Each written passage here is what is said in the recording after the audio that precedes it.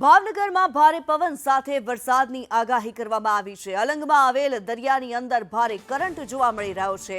અલંગનો દરિયો ભારે પવન સાથે ગાંડોતૂર બન્યો છે। દરિયામાં ભારે મોજા ઉછળતા જોવા મળ્યા છે। દરિયા કિનારે 3 નંબરનું સિગ્નલ પણ લગાવવામાં આવ્યું છે।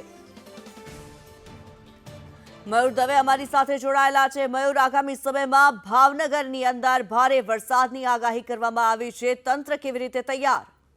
જી કિન્નરી, ચોક્કસથી વાત કરીએ તો ભાવનગર જિલ્લામાં જે રીતે રેડ એલર્ટ આપવામાં આવ્યું છે, ત્યારે કહી શકાય કે ભાવનગરમાં જે રીતે ભારે પવન સાથે વરસાદની આગાહી આપવામાં આવી છે, તેને પગલે અલંગ ખાતેનો જે દરિયો આવેલો છે તેમાં ભારે કરંટ છે જોવા મળી રહ્યો છે।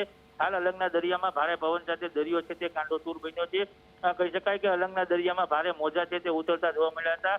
હાલ અલંગ, મહુવા, ભાવનગર, ઘોઘા સહિતના બંદરો પર 3 નંબરનું સિગ્નલ લગાવી દેવામાં આવ્યું છે। આ ઉપરાંત માછીમારોને દરિયો ન ખેડવા માટે છે તે સૂચના આપી દેવામાં આવી છે અને માછીમારોએ તમામ બોટો છે તે દરિયા કિનારે લાંગરી દેવામાં આવી છે।